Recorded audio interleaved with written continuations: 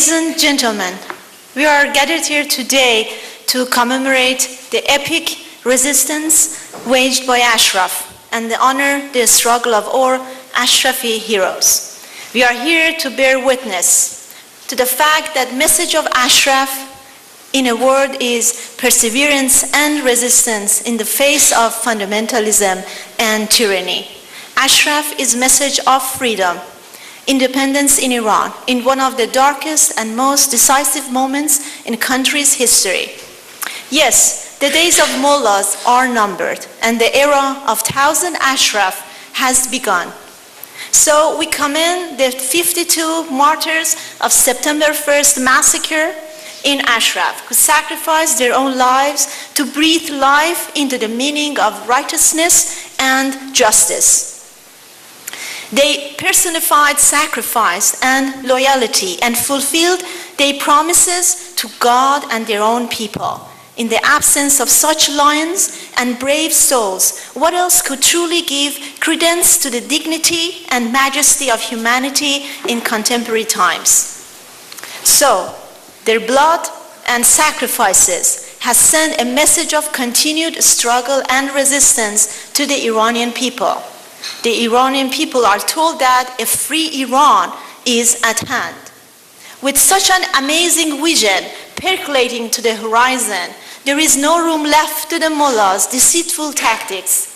In contrast to the mullahs' misleading postures in the past, Rouhani's deceptive show of moderation has failed. Instead, the Iranian people and the world are witnessing more than ever the mullahs' sheer brutality and an unbridled rise in executions. In Iraq, the mullah's puppet Maliki met the fate of all dictators and is on his way out. On the other hand, the Iranian resistance is gaining more recognition around the world. What is happening today in Iraq is the byproduct of meddling of the Iranian regime and 8 years of dictatorship of Maliki. Members of Congress and many of the distinguished dignitaries who are here today have warned the administration on numerous occasions that Maliki is doing the bidding of the Iranian regime.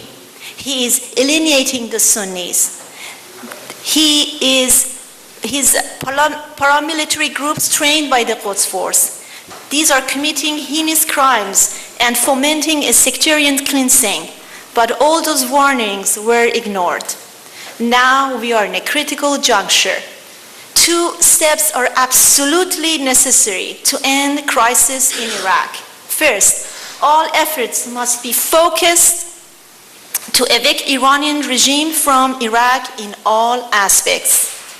The Iranian regime has been and remains to be the core of the problem in the Middle East and in particular in Iraq, and not part of the solution.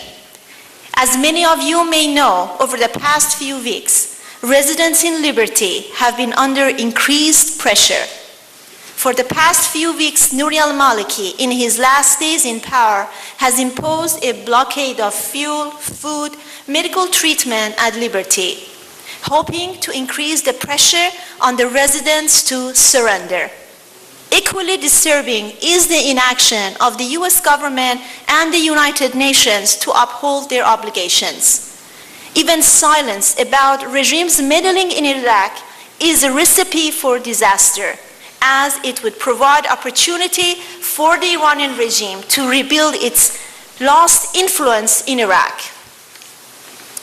The mullahs are more vulnerable than ever before. Now is the right moment to end their meddling in Iraq.